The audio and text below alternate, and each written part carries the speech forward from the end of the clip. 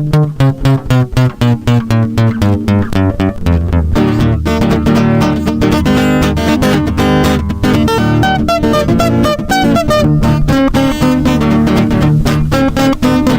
sun was shining one noon in July by Dead Man's Curve off Highway 5, just past the Crate and Barrel and the Olive Garden. I pulled up to a stoplight and idled the engine when the guy in the other lane caught my attention. He said, "You want to race?" I said, "I beg your pardon."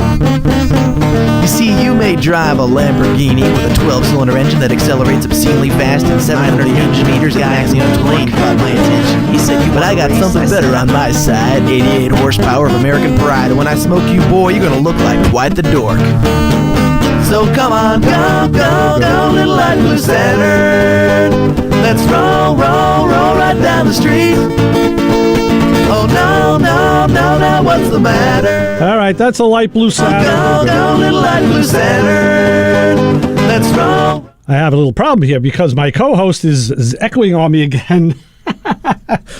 Okay, let's try this. Motormouth Radio, Long Island's only automotive talk show. Let's roll. I have a little problem here because my co-host is echoing on me again. I'm echoing. Echo, echo, echo, echo, echo, echo, echo. Motormouth Radio, Long Island's only automotive talk show. Let's go back to this.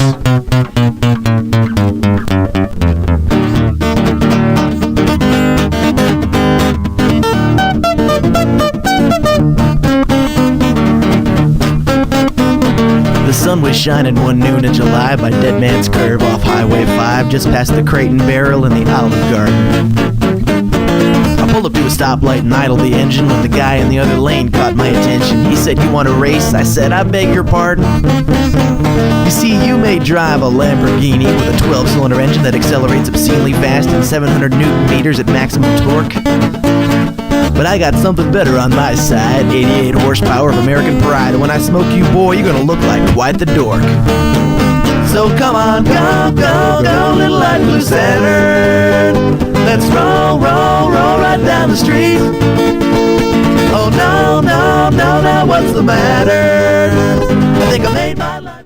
Okay, let's try this. On Motormouth Radio, Long Island's automotive talk show, we had a little technical difficulty that we worked out, and we got it now. So, you've tuned in. You've got your host, Ray Guarino, Chris Switzer, and that song was for Tom in Massapequa, because last week he wanted to find a song for your tracker. I don't think there's any songs that exist for trackers, but that was one of the ones I had in mind that was kind of kitschy and quirky and cool for those little cars. So just like the tracker, it's kitschy and quirky. Right. Go, go, go, little light blue Saturn. Right. So anyway, okay, we're gonna. Hi, you're back. I love it. I'm back, and we have a show. We do, as far as we know. As long as I can be heard. Can you be heard? I hear you. You hear me. We have a show. It sounds good. This is Motormouth Radio, your 1-hour automotive talk show, right here on Long Island, off like a herd of turtles once again. Yeah. Wouldn't have it any other way. The engineering is profound here. So hopefully everything is good. Hopefully everything is recording. We had a little glitch last week that I think we worked through. Well, maybe. We'll see. I think I saw what it was this week. So there's always that, when you have multifaceted video and audio feeds, they sometimes fight with each other, and that's what was happening today. We had a fight. So, hey, I wanted to tell you, we have a great guest this week. We have Luke Tucker from Easy Red will be with us around 12:15. But I want to tell you a little story that I didn't get to a week or two ago, Chris, and it was about, it really struck me later on after it happened. I was at the shop working on a truck. The valve cover thing that I posted on Facebook and Instagram. Of course, you can find us at Motormouth Radio on the web, on Facebook, and on Twitter. It's real_ Motormouth Radio on Instagram. And it was a valve cover on a V8 engine. The truck backfired, blew the valve cover off. Wow. And I had to change that. So it just so happened Steve, our good friend Steve from the other shop, was down at the shop I'm at in Oceanside, and he was doing some other work on that truck. He did a brake line. So he was hanging around, and, now I had some trouble, and I had to make a decision on how to get this cover off. And Steve, it was a matter of a meeting of the minds where we kind of collaborated calmly, got the thing together. Then we put the valve cover on, and it wouldn't seat on the head. It was rocking. And this engine, it's a center bolt Chevy engine, has these tubes inside the valve cover that the center bolts go through. And we determined that that's what it was rocking on. So we cut the tubes a little shorter, put it on, same thing. And now we're scratching our heads like, what the heck could this be? Right. And he said, could the valve cover be for the other side? Maybe it's in the wrong position. And I said, okay, good thought, except the one that we were working on had one hole for the PCV. The one on the other side has two holes. And I saw that... Now, you said it blew off the valve cover. Was that the valve cover that you're trying to put back on, or you replaced it with a new one? New. Okay, because I was a little confused there. Okay, because I'm thinking you bent the old valve cover back, but I'm sure it was almost in a circular shape by the time it got blown off the engine. Listen, the guys on the Thursday night show know this. Guys who are in my circle know this. My wife and daughter knows it. We all know what new means, right? Guys, we all know what new spells. Never, ever work. That's right. Thank you, Joe. So I said, okay, well, the issue is the holes for the accessories are in the right spots on the right valve cover. So I don't think that's the problem. Okay. And then Steve said, the way the bolts are going through, what if we just take this one off and turn it around? Can we do that? And I said, well, yeah, we'll put the PCV in a different position, but I have room. We did that. We turned it around. The thing fit flush and worked. So the point I wanted to make was just how two heads are better than one a lot of times, and especially when you have people who are, you're not under the gun. You don't get freaked out, or cool, calm heads are two. Are better than one. And I want to thank Steve for that, because that was really, I probably would have sat there forever. I don't know what I would have done. I don't know if I would have thought to do that, is what the point is. So no, good point. No, and it's kind of funny, because I've always felt that when I'm working solo, which has been the case the last couple of years, and I come across a problem, my old man used to say, go to the bathroom and put your brains in your hand. Yep. And it's the truth. You say, you know what? I hit a wall here. Let me just go into the house, go get a glass of water, go sit down, go turn on the TV, watch 10 minutes of the news, go to the bathroom, come back, sit down, and sure as shooting. Sure. You figure it out. And I can't say how many times I thought, oh, this is not going to work. If I walk away from this, it's not going to work. And then you walk away and you come back 10, 15 minutes later and you doped it out. Yeah. You've instantly doped it out. So I'm with you 100%. I think that's and if you're not working with a cool head that knows more than you, or at times knows more than you. And that's the thing, when you're in the shop, everybody has their tool bag, their tool bag of tricks, not the hard one that you carry around, put in the trunk of your car, the one that's in your head. The ones between your ears, yes. And sometimes, that's a viable thing. Like, hey, turn it around, turn it upside down, do this, do that. You just try those stupid things, to see if you have a difference. And in this case, it certainly worked. So I always said, we used to talk about Steve Broncatello that would say, if you don't know what you're doing, don't do it. And I never quite agreed with that fully. I always thought, mess with it a little bit. Well, screw with it a little bit. See what happens. Turn it upside down. See if it fits. Yeah, a lot of times, sometimes yes, sometimes no. It's that's a tough one, because you can get in. Sometimes you get in more trouble than you ask for when you do stuff like that. Then you talk about it on a radio show. Well, yeah, it still doesn't help the molten mass of metal in your driveway that's not doing anything. Yeah, Lord knows I had some of that. Right.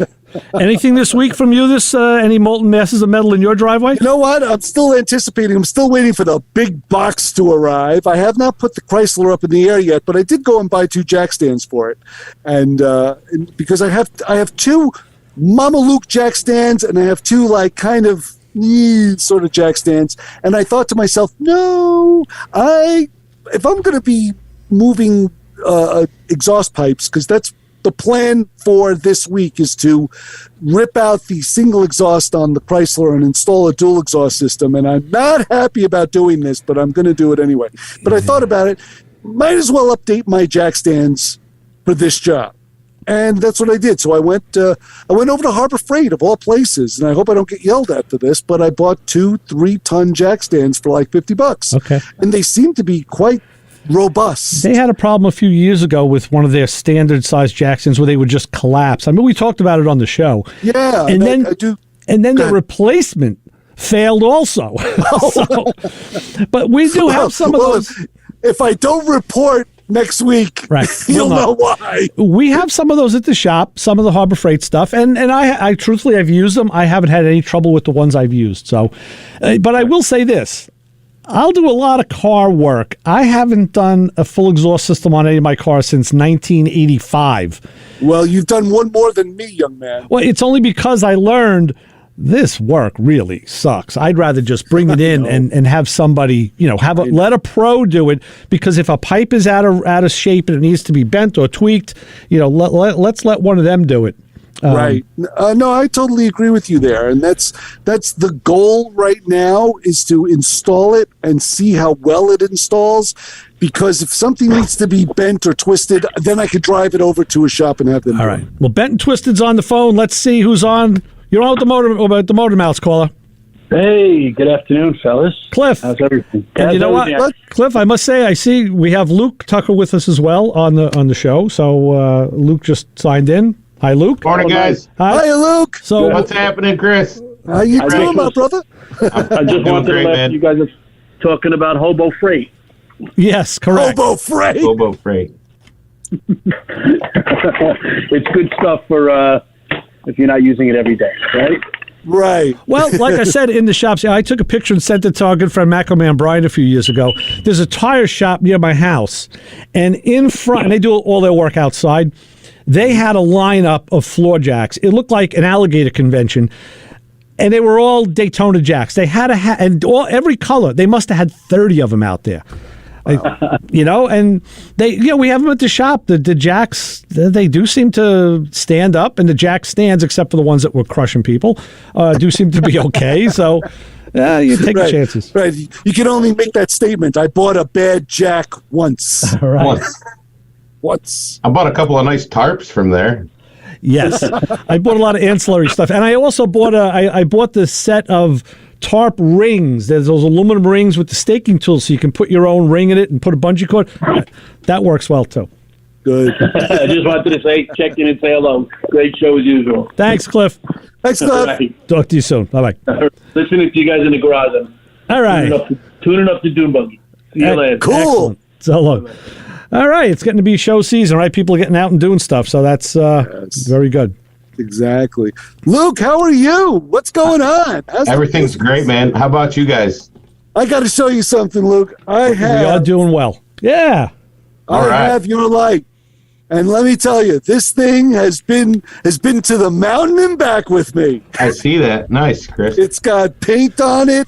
It fits around my neck like perfectly. Yeah. I love this thing. So I just wanted to show it to you. Shout out to one of the best rechargeable lights I can find that from your company. It's wonderful. I appreciate it, man. That's it definitely was a home run. You win some and you lose some. That one was a big win. Mm-hmm. It sure was, and I can't tell you how many times I've dropped it. I've sat on it. Right. It's funny, Chris. Like when we were in the initial discussion, it's like, well, it'll be like a neck light, and I'm thinking, well, it's kind of like a novelty, but whatever. That might be cool. We might sell a few thousand and then discontinue them, and it just really worked out. I guess I was wrong. I'm not wrong a lot, but no. I was wrong. I was wrong then. And you know what, fellas? We have someone on the line, a caller on the line who I think I know uses a lot of lights. Caller, you're on with the Motor Mouths and Luke from Easy Red. Hey, how you doing, Ray? It's Steve Webb. Steve, my compadre in the valve cover fiasco. Right. I thanks for the shout out. I just got to add something.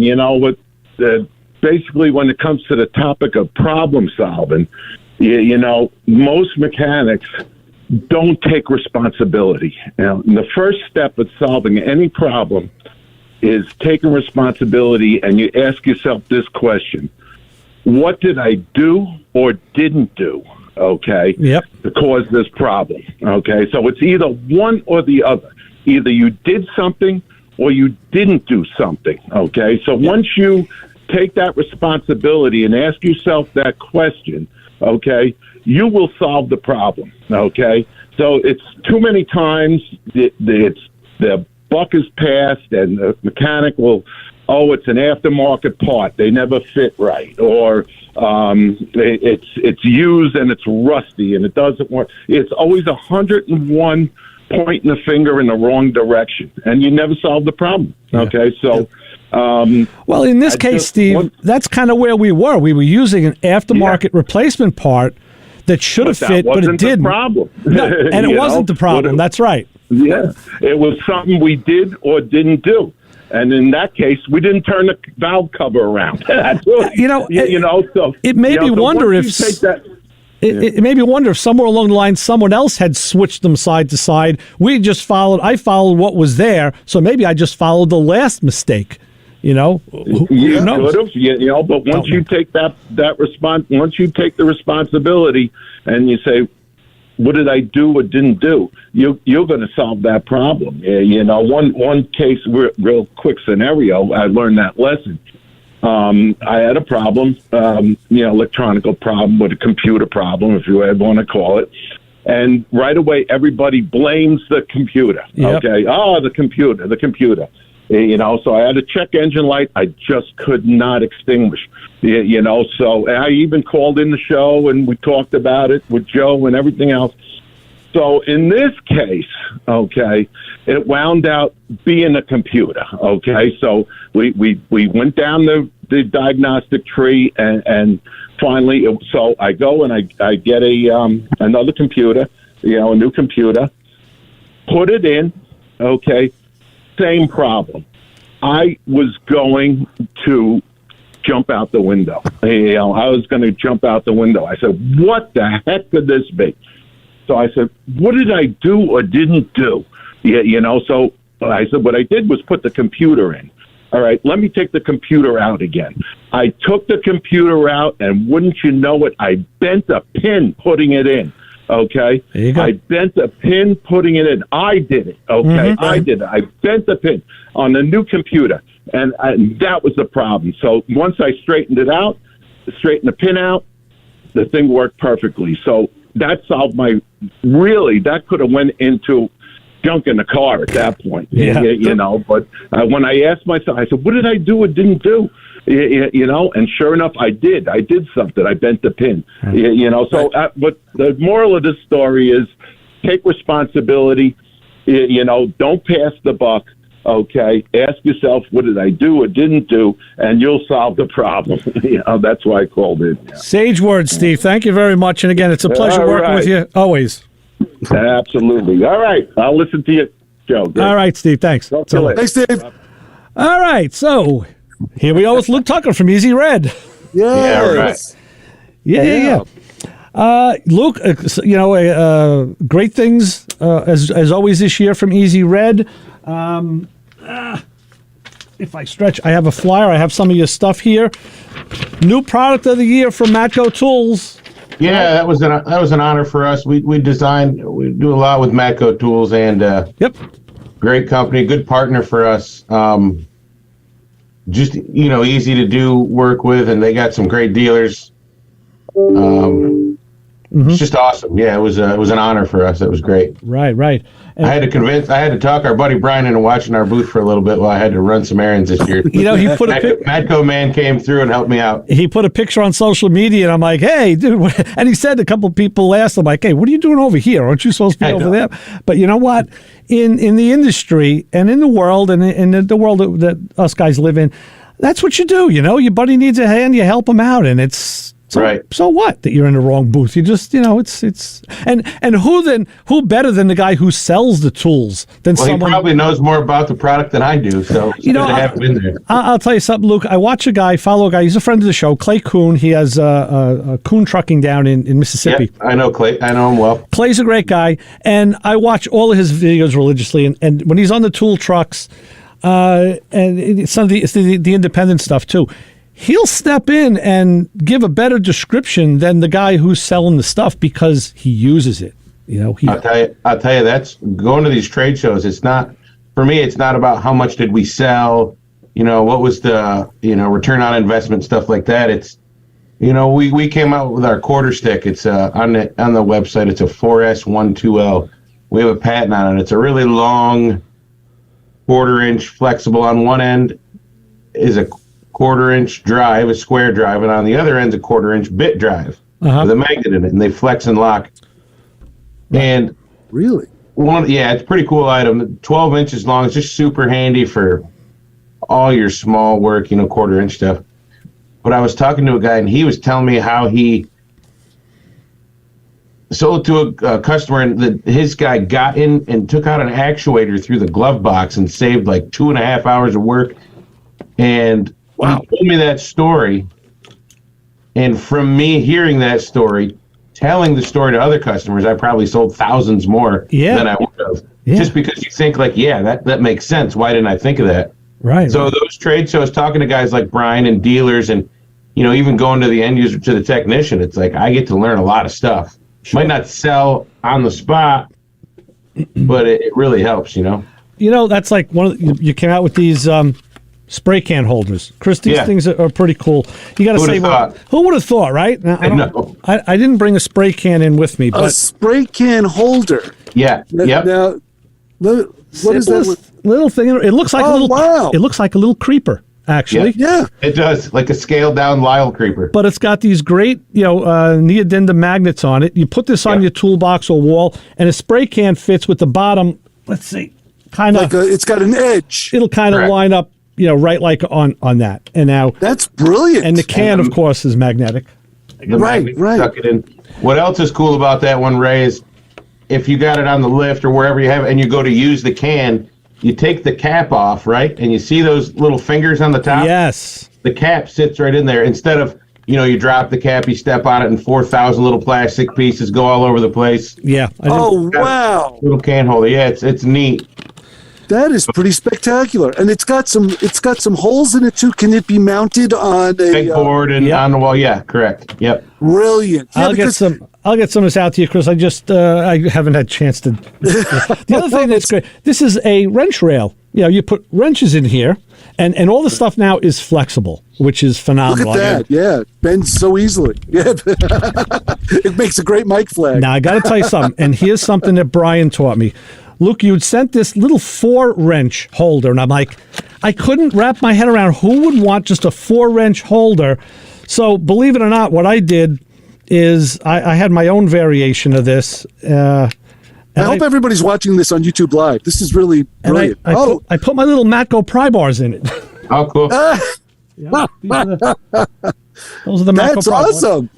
And then Brian told me, when I was talking to him about it, he laughed. He saw my post. He says, no, this is an addendum for this. Right. They're both magnetic, so you can kind of, they don't fit together per se like a male and a female, like a slot that it slides into, but it's magnetic, so you can make your 12-piece a 16-piece. Exactly. Or you can modularize it and do your whole toolbox, like just lining them up. And I said, Brian, no, I never thought of putting the little one with the big one, because he said, yes, you could have a smaller or a wrench set that encompasses more sizes.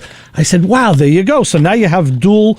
I like this little one for a reason. I have a little shop in my basement where I do electronic work and I do carburetors, and I'm using all sorts of little small tools. And this is great because I just stuck it on the front of the toolbox, and the little things I use a lot, like picks and I put it right there. It stays right in there. So again, everybody's going to find their own use, I think, for this stuff. Yeah, Ray, it's cool. We call it a wrench holder, right? But I've had some people send me pictures of they've got all their screwdrivers in it, and it fits perfect. You can pick it up; they don't fall out.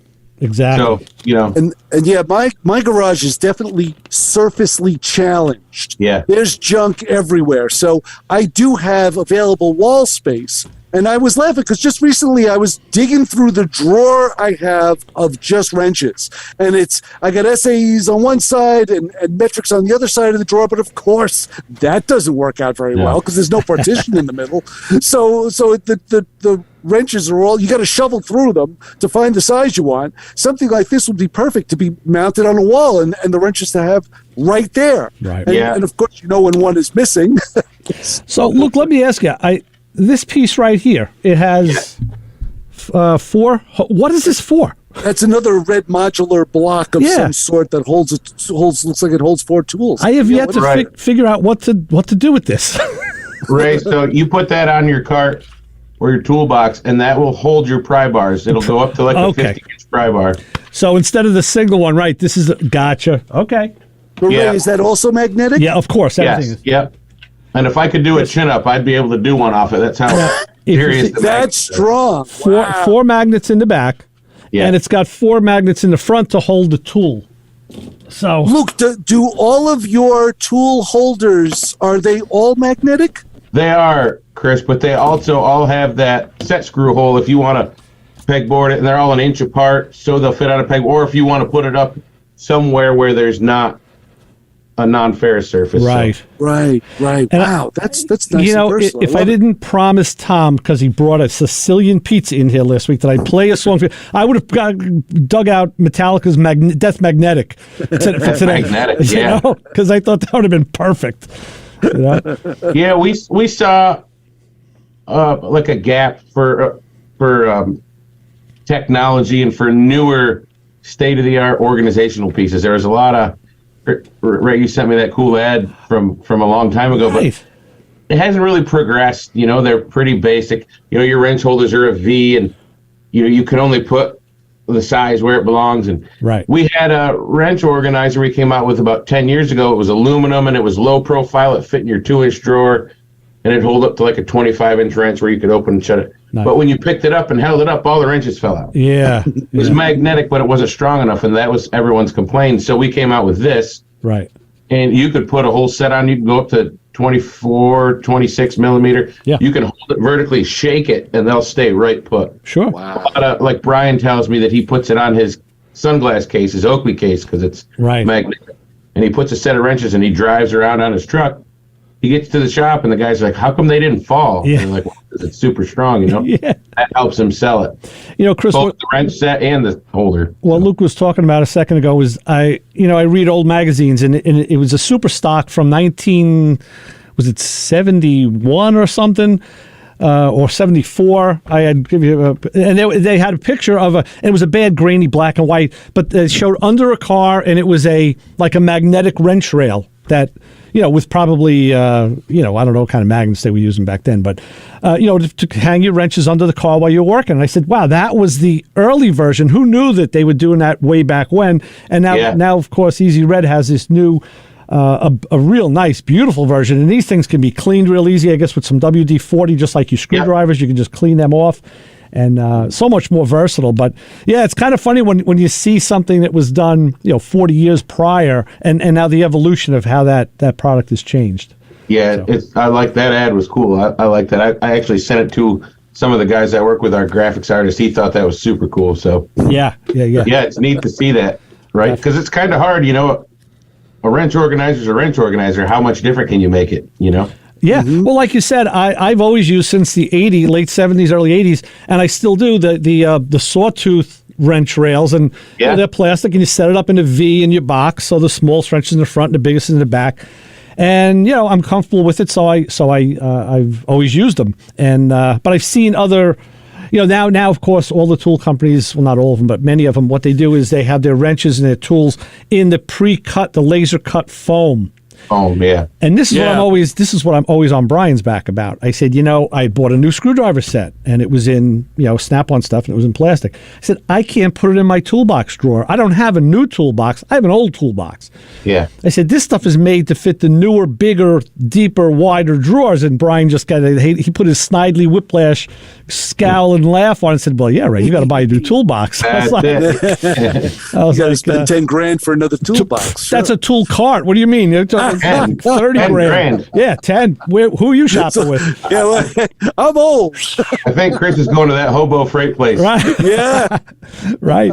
So I was ticked because I like the foam stuff is nice. It does take more room, but it gives you that. Again, I've shown guys in the shop that are always losing tools. I said, come here, look at my toolbox. And I open a drawer, show them the wrenches and the sockets that are on the organizers. Show them your drawers. That's good. Show them your drawers. We like I said, we talked with Brian last week how we said we like to look at each other's junk. Well, we look at each other's drawers too. Yes, you do. And I told these guys, everybody's got smiles. I said, now at the end of the day, at a glance, you can see what wrench is missing, what socket's missing. They need to do something for the guys with their magnetic the lights they use, because how many guys leave those under the car? Brian told that story years ago too. Yeah, sure. Car going down the road at night with this nice glow under it. Yeah, it's a $300 glow. So yeah, and like that EVA foam and all of our products, they don't, like, if you want to set them on on a vehicle, it won't scratch the paint. That foam is like porous; it won't slide around. Right. Ours have magnets on the back, but the way they're set inside, they won't scratch paint either. And nice. They're all safe in a shop. Like, you can spray brake cleaner all over all of them, and they're just the same. So yeah, your stuff. See, I look at it this way: whether I'm at home doing a job or I'm in the shop, it ends up I'm always going back and forth to the toolbox, because I don't like to take. If I take a lot of stuff out and I didn't use some of it, I'll bring it back. I don't like to have a ton of stuff out, at the end of the day. So I just look at it like it keeps my step count up. So it's good for the heart.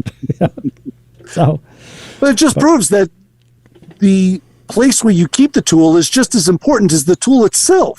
Sure. And if you can't access it, I can't tell you how much time I spend looking for that wrench or looking for that screwdriver. I have a screwdriver case that resembles a coffee can. And it looks like a plumage of handles, like a bloom of flowers of handles of screwdrivers. That's my screwdriver holder right there. That's it. And I'm constantly going, that's not it. That's not it. Chris, you got to storm the other way with the blade side up. The blades up, right. You can only get like maybe, 7 screwdrivers in there. Yeah, true. So yeah, it's where you keep them is just as important sometimes. I know it saves a lot of time. That's for sure. Well, and if you're a technician and you're spending $30,000 on a toolbox and you're a lot of money on the tools, you want to have something nice to hold them to put them in, right? And you want to make as much room in that top drawer as you can to fit everything you need, and so you don't have to buy multiple toolboxes, So right. Space saving and keeping everything nice and organized. It's important. And those magnets are expensive. This stuff isn't cheap, but it's not gonna break the bank. Right. A lot of guys buy multiple wrench holders at once. And we have different colors. So metric, SAE, and loose wrenches. Because it's just one size, you could fit stubbies anywhere you want. Size doesn't matter, right? I mean, well, there you go. Some people say it does, but Hey, that could be a new T-shirt logo, Luke. Right. Right. Size doesn't With matter. us, Easy Red, size doesn't matter. Doesn't matter.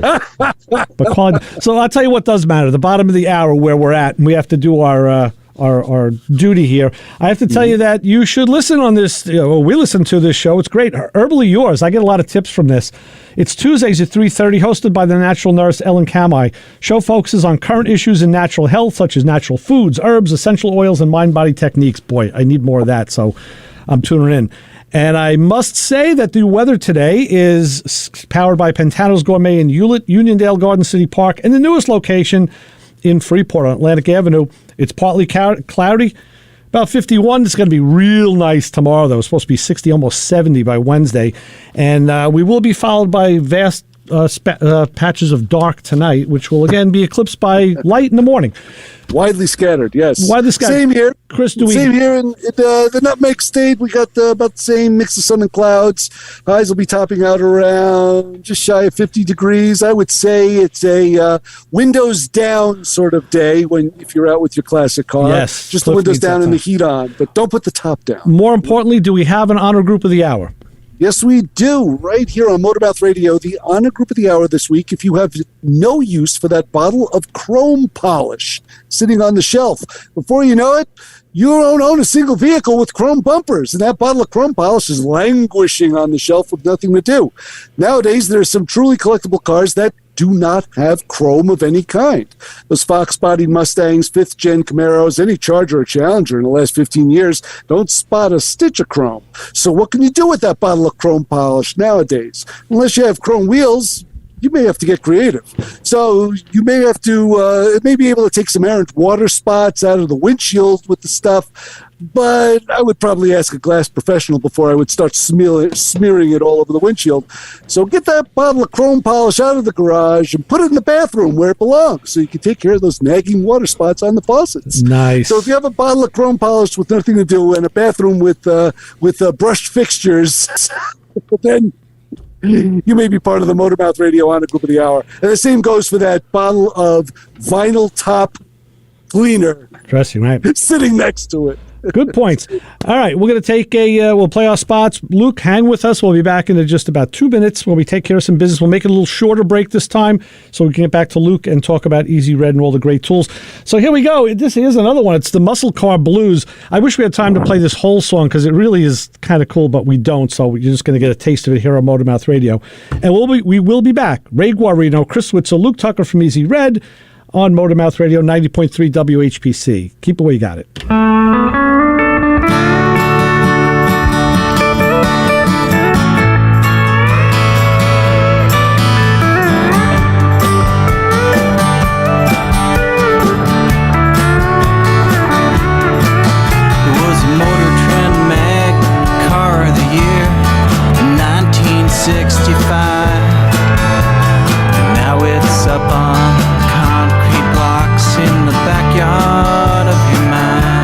This show on 90.3 WHPC is brought to you by CarStar Celebrity Chase Collision, with 2 locations in Limerick and Oceanside, who remind you that New York State law says you always have the right to choose which shop will fix your car. CarStar Celebrity Chase Collision offers a full range of services, 24-hour towing between Montauk and Manhattan, shuttle service, and they can help you with a rental car arrangement if needed. All repairs include the CarStar Lifetime Nationwide Warranty, ensuring that the experts at Celebrity Chase Collision are always on your side. Y sí, hablamos español. More information is available at 516-593-0920 or online at celebritychasecollision.com.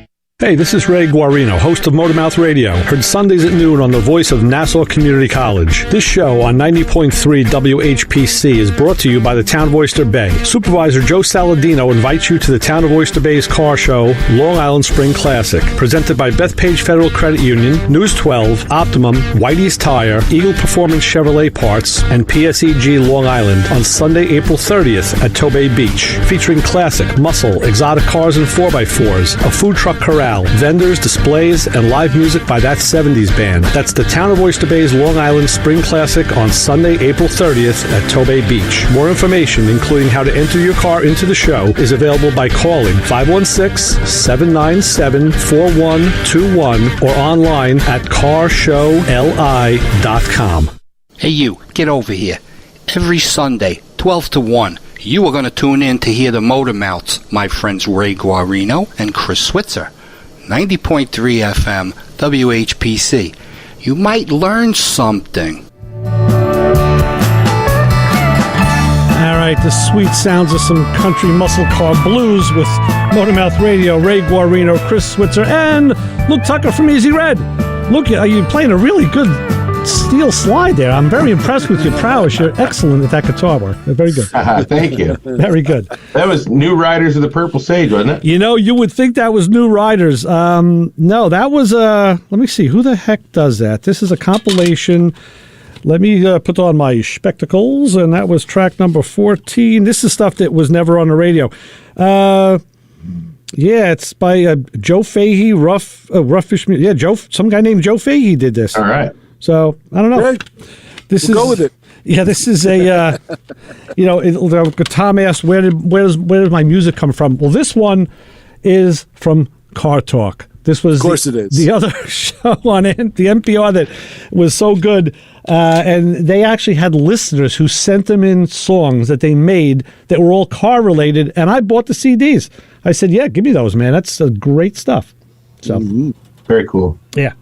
Luke, I'm looking over at the new products, and I see the 1/4-inch stubby combination drive and the 1/4-inch 8-inch long stick. How did you come about? How did these end up in your purview? Actually, it's cool that you asked because it's actually a patent of mine in my name. Oh wow! The one I have, and we got into hand tools a handful of years ago, and we got some extra long ratchets and just some stuff that gets you out of trouble. And that extra long sold so good because they were just coming out with hybrids and everything was tight, Right. And I know 1/4-inch is popular, and everybody liked that extra length on the 1/4-inch we had, so I thought, why not have a combination with the square bit and the magnetic bit, and it just worked out. We designed the locking feature and the smaller 4-inch one, and it's just they're just two really handy products to have. Right. I believe it. I know a lot of guys in the shop do this, and I haven't fallen into that yet. I don't know why, but a lot of guys that and Joe especially, really relies heavy on the 1/4-inch stuff. And I don't know, I guess it's just the work that I do doesn't lend that to me. I mean, I do use 1/4 for some things, but I know some guys are like, that became their go-to size was 1/4-inch, and I guess maybe they do maybe more dash work or whatever. I don't know. Yeah, body shop, dash work, small engine stuff. Guy next door to me, he does 4-wheelers. He's mud and snow, so he does. And that's they live by 1/4-inch. But 3/8, 1/2-inch, that's more popular and really strictly automotive. Yeah, I did. But everybody wants to have that 1/4 stick. It's super handy. I did buy from Brian these super deep 1/4-inch sockets. I think it's a 4-piece set. Maybe it's 8, 10, 11, and 12, 8, 10, 12. I don't know. For inside bumper work or doors. Actually, I bought it because I don't do body stuff, but when I had to change the taillight bulb on my FJ Cruiser, you pull the rear panel off, and then you have to go in, and it's really deep. And then I just said, you know what? I saw the body guys using it. I said, man, if I had one of those 4-inch sockets, that would be sweet. So Brian sent me a set of those. Yeah, that worked out well. And the thing I found about other 1/4-inch ratchet drives is they're always loose. They don't seem, the ones I have don't seem to. They don't really have the quality that you would want out of a 1/4-inch. Which ones do you have, Chris? Tell us. Husky, Craftsman. When you set out the Scarol, you listen. You crack you get what you pay for. Let Chris. the Benjamins see the light of day. Come on, I know that they squint when you open that wallet. The ratchet rattles. Yeah. Well, I'll tell you this. I do have a lot of new. I actually, when I got back into working in the shop, I upgraded all my ratchets, and I bought some newer ones, and I bought a couple from Brian. The Matco ratchets are great. The newer ratchets, by almost anybody, are far superior to what we used back in the day. I will say. Right. Like it's like anything. Like when you think they couldn't make it any better, they do. Yeah, I mean, 72, 80 teeth. Super fine. Yeah. Phenomenal. Even the comfort grips, that's just like it's unbelievable. Yeah. Brian, Luke, are those I was looking at the comfort grips as well. Are they durable? They're durable, yeah. Yep. Hold up in a shop. Everything we have has to be durable, especially, hand tools are great because they're popular, but from our point of view, you put a lifetime warranty on it, you got to hold your breath, That's a big statement, right? Lifetime warranty. That sure is. And you offer that. We do everything chrome we have on our website, or that says Easy Red on it, is lifetime warranty. Yeah, I'll tell you this, 2 things. I had bought a snap-on ratchet off the truck. It was used. Somebody had traded it in, and the pawl was a little weak, and the handle was all chewed up. I think his dog was using it. So I got the rebuild kit for it, and I got a new handle, put the handle on, and it looks brand new. But Brian says he wanted me to remind you, Chris, about Matco's having a new ratchet trade-in program right now, and they got the Matco black ratchets are beautiful. And I got a chance to see those a couple weeks ago in San Antonio at their trade show, and right. I'll tell you, they catch your eye. They're black, and their handles are like a nice. There's a purple and a red, and they look beautiful. The new colors, purple and blue. The blue thing went around for a long time about everybody having some problems with that. I was a big fan. I said, yeah, absolutely. And so any of the new ratchets are just phenomenal, much, much better than you would find in the past. So I think our Easy Red hand tools, the quality's there. It's a good, I say like an entry level technician. You get out of school, you're coming in. You don't want to spend $180 on a 3/8 ratchet. Right. That's okay. You get the Easy Red one. The quality's there. Sure. It's not quite the name, but the quality and the warranty's there. It's a great ratchet. And a gear wrench. A Craftsman was always the go-to. We all have Craftsman tools, of course. Sure. Now they're made in China. So I don't have any new Craftsman stuff, so I can't speak to it. But I would imagine maybe it has changed over the years. But yeah, there's plenty of choice out there. And now, like companies like Easy Red with the tool storage solutions, that's the next step. That's just so beautiful. That the integration between the guys like you and the tool companies, it's a natural. It's a natural. Yeah, and what we're super proud of at Easy Red is 1, 60-plus-year-old company. 2, we're up to almost 8 industrial designers.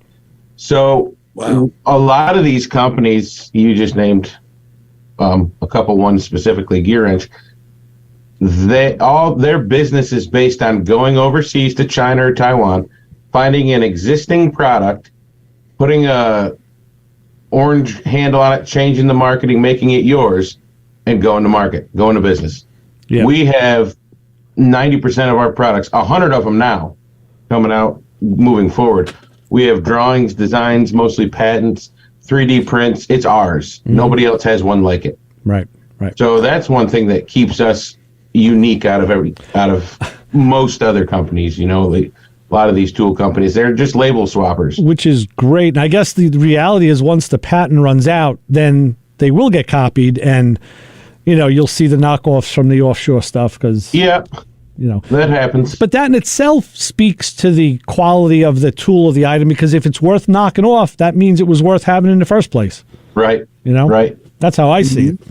But it's hard these days to, you go, I don't care if you're food shopping or tool shopping, it's hard to find, say, I'm only going to buy American. Yeah, good luck. It's impossible. Yeah. To be honest with you. If you're going to be a tech, if you're going to have a shop and you're going to work on vehicles, most of your products are going to be Taiwan and China. It's just reality. Right. Exactly. No, it's true. So what's new coming out of the Easy Red company right now? What does 2023 look like? So we are really concentrating on that organization. Mm-hmm. So more specific things as far as like maybe you might see some drill bit holders that are magnetic and unique, and actually some 1/4-inch bit holders that fold up and you can stick them somewhere and bring them with you. Nice. Just kind of keeping that organizational thing flowing. We're getting some ideas from some local techs like, man, I could really use help organizing so-and-so, and we come up with an idea. So that we're going to stick with and keep building on. We also were one of the first companies to do cordless rechargeable work lights. Yeah. Back in the early 2000s. Mm-hmm. And we got into that. We started selling our Extreme Light, and we actually had a flip light. And when flip phones were popular, it was an FL1701. It was a light that looked like a flip phone. You'd close it, and the switch would shut like a refrigerator door would turn off, and then you opened it, and it was a little inspection light. It was cool. Yeah. And then everybody started getting into lighting, so we backed off a little bit, concentrated on some other things, hand tools, organization. Still had our core lights, but then a lot of these companies, they ran out of ideas or copying products in China, so they backed off. Now we're getting back into lighting again. Okay. So we've got a few cool lights coming out. You might see a Generation 2 neck light. Okay. Yeah, because a lot of wearable stuff. So we all use them, and I don't remember the model number, but the Easy Red light that I have, it's got, like some other ones, it has an edge light on it or the large light. And that edge light is great for getting into tight spots. You're in an engine bay, you want to look down. You want to look for maybe the socket that you dropped. Yeah. Like that edge light is great. So we build our lights durable where you can run them over. They're big, they're durable, and they're shop lights. The market's kind of went away from that. They go to thin, flexible with joints that can rotate and move around and inside. Yeah. And you go to these factories and the warranties just pile up because you got to put a warranty on a light too. Yeah. Usually they're a year for a professional cordless work light. And everything folds and bends and flexes. There's weak spots and it's thin. It's nice to be able to work it in somewhere, but they break. Right. Exactly. Makes it challenging, especially from a design point of view. Luke, how can people find the Easy Red brand of tools? Like the guys who aren't in shops and don't have tool trucks, how can they find your products? Sure. So Easy Red, it's sold online. You can go to our website. It's www.easyred, like the two letters, E and Z, the color red.com. And we have a tab that says where to buy. The Amazons, a lot of our customers have their own websites, but, mainly we push people towards the tool trucks. Uh-huh. That's where a lot of our products are sold. I think they can take care of everything. We may have a tool truck on the line. Let's say hi. Call your own with the Motor Mouths and Luke Tucker from Easy Red. Hey, guys. What's going on? MatcoMan Brian. Brian, what's up, buddy? What's up, Brian? Hey, Luke. What's going on? Oh, not much, man. How's everything with you? Are you getting a lot of your inventory back from the show? Yeah, I sure did, and I already gone through most of it. So I filled up the old shopping cart and filled up all the lights I got and rolled through the dealership. So it was awesome. Good going, and I gotta tell you, Luke, I enjoyed running the booth for you. It was like maybe it was a thing for the future when I step out of the tool truck, Hey, man, you always got a job with us, Brian. You know that. Yeah, I appreciate it. And I'll tell you, Luke, just having a guy like Brian, all he's got to do is stand there because he's a affable looking, nice guy. But all he's got to say is, "Hey, you come over here, buy this. You need this." Well, okay. Brian and I next to each other, we could be intimidating. Yep. Yeah. You know what? You're going to buy everything on this table, and you're going to do it now. Okay. Here's my card. Have a nice day. Right. No, but like I said, I'm glad we have a good relationship with Easy Red, and the stuff is great, and I can't wait to see the new stuff because, like I said, believe it or not, most guys don't realize it at first, but storage is a big thing with this profession because if you can't find it, then you lose time and you can't make the money. Can't find it. So, Brian, tell Chris quick about this ratchet trading program. Yeah, what's all that about? Any $30 off towards any new ratchet. You just trade in any ratchet. You can check that out on Hey MatcoMan. I had a post the other day on Instagram. It was worked out pretty good. We all get that cheap ratchet, and we try to make a living with it, but it breaks our knuckles a couple times. We get pissed off at it, and trade up and get yourself a good ratchet. Brian, I tell you what I'm going to do. After working on this Volvo for my daughter, I was telling you the rear brakes. You can't take the slide pins out on the car. You have to take the caliper and bracket off together and then take the slide pins out, which is hard. So if I think I can do it, if I have a stubby 7mm Allen, which they make, or I can make with a chop saw, and if I put my old proto ratchet back into service, which happens to be very thin, I have a 3/8 and a half inch, and they were the thinnest ratchets I've ever had. Of course, they're coarse. They don't have the fine click to it. Right, teeth. That may just do it. I may be it, but now, of course, the car's down in North Carolina, so I can't test it until I take a 700-mile drive. But I'm thinking. Yeah. So. Yeah. Mm-hmm. So, but Luke, it's always great talking to you. I know we're coming up on the end of the show, but I just wanted to say hey and like I said, looking forward to seeing some new stuff, and I can't wait. Well, let's stay in touch, Brian. I was hoping you'd call in, man. And again, it was really good to see you. Yeah. Look, we got to get you on the Thursday night show on Playing in Traffic. Come on with us and talk tools, because Brian and I are there, and Lewis Lee, the other guys we have. Lewis, yeah, I had fun the night I did it. Yeah, we'll have to do it again. If you want to send me some reminders, Ray, I'd love to get in there. I coach Little League, but we're done by 7, 8 o'clock. Yeah, we're 9 o'clock Eastern time. So we're, And Brian and I, we do the food show afterwards. We're on till midnight. So we got you covered. Yeah. All right. Yeah, no problem. Excellent. All right, guys. Well, let me run, and you guys finish up. Luke, I'll be in touch. And, man. Guys, stay out of trouble. Thanks, Brian. Thank you, Brian. So look, I just remembered I shouldn't have any of my coworkers. I hope they're not listening to this, because they think I go to the trade shows and work. Now they're going to know that I went there and had Brian work, and I went and screwed off.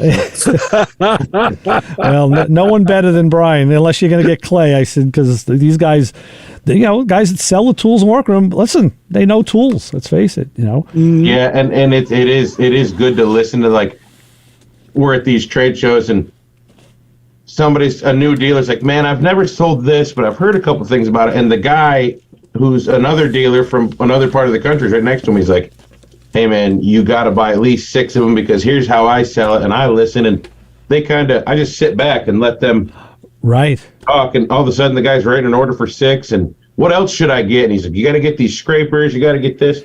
Look, I've done that in the auto parts store. I'll be sitting there waiting for my parts, and another customer comes in, and he's talking with a counterman, and then the counterman goes away, and I'll interject and say, listen, no, I think what you need is this, not that, or they do make this, just ask for this. I'm helping the customer, and sometimes I'm helping the guy behind the counter. Like, no, what he wants is really this, not and it's, you just have to interact, and guys are usually open to that. And word of mouth is super important too. I mean, that I think is the best advertising possible. Well, because it's trust. It's like the guy's got experience. He has no reason to help me out. Right. At all. He could just as well say, hey, that thing's a piece of crap, don't buy it. I've had a lot of break. Right. And of course, that has never happened with our products. Nope. But it's great, because everybody's got something in common, right? We just want to help each other out. Well, unfortunately, what we have in common is the end of this show, so we're going to have to wrap. Luke, how can people find you from Easy Red if they want Again, we've talked about some lights and some other stuff, hand tools and organization. We've got a ton of products. From scrapers to, it's all professional automotive-based items, so check it out. EasyRed.com, 2 letters, E and Z, and then the color red. Right. And that kind of guides you if you want to purchase something. It'll bring you to a place where to purchase it. We try to push people going on the tool trucks, but go check it out. Excellent. And, I think you'll be happy with all the products that you get, and find out it's a great business. Luke, thanks for coming on, Luke, and we'll see you on a Thursday. We'll be in touch. Appreciate it. Have a good one. Thanks for having me. Chris, what do we say to the people in the parking lot? Don't follow us home unless you got some Easy Red tools. You got it. Baby. Chris Switzer, Ray Guarino, Luke Tucker. We're out. Motor Mouth Radio, 90.3 WHPC. See ya.